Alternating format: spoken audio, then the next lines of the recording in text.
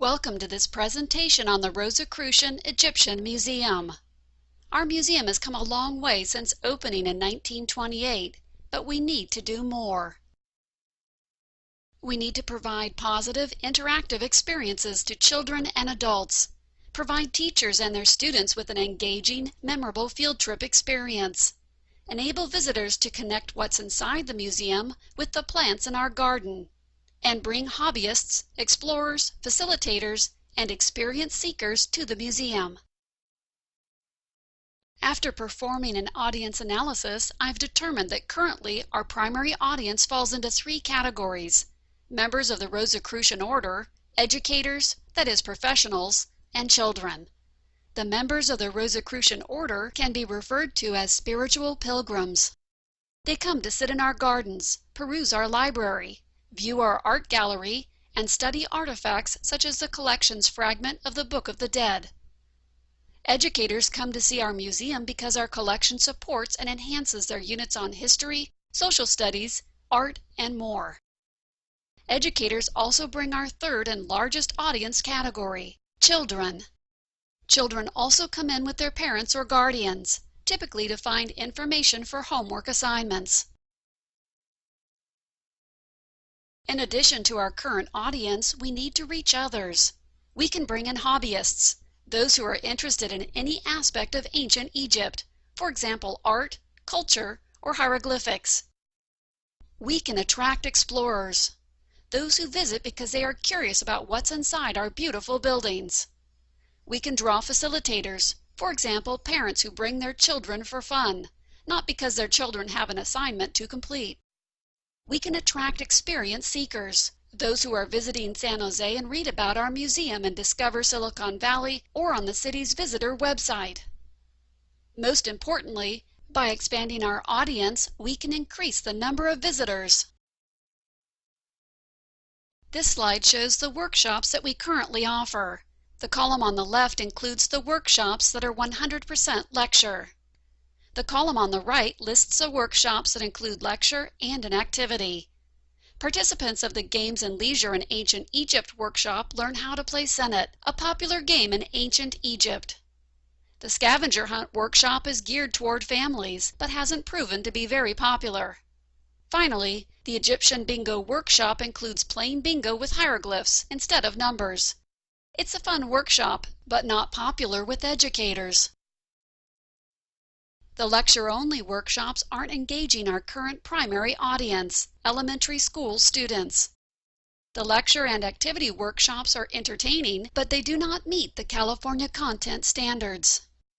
We need a workshop that engages children, a workshop that is also attractive and relevant to the adults who bring them. The Papyrus in Ancient Egypt workshop would be interactive and fun. It would be educational and relevant, meeting the California content standards.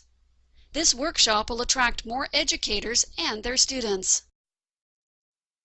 The Papyrus in Ancient Egypt workshop would bring a variety of the museum's collection together, writing, art, culture, and more, and connect the objects inside the museum to what's growing in our garden. Today, when children visit the Rosicrucian Museum, they are typically on a race to complete a worksheet.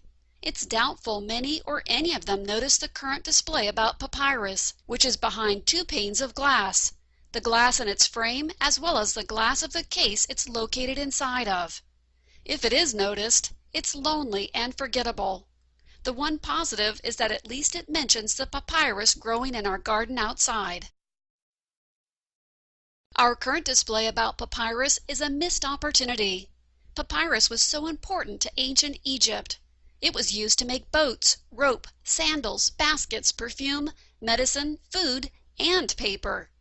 It was a part of every Egyptian's life. I can quickly demonstrate its significance when I remind you that some of the Dead Sea Scrolls were written on papyrus paper.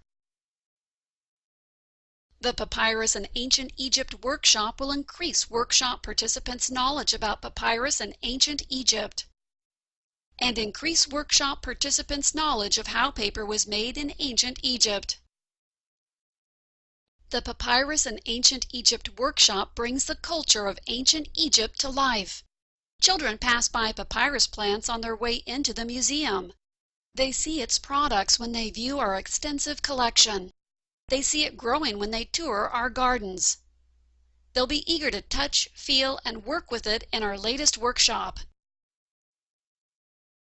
The workshop starts with the docent asking the participants questions to arouse their curiosity, determine their prior knowledge, and generate interest. The docent describes the importance of papyrus in ancient Egypt and passes around examples for the participants to touch, examine, and hold.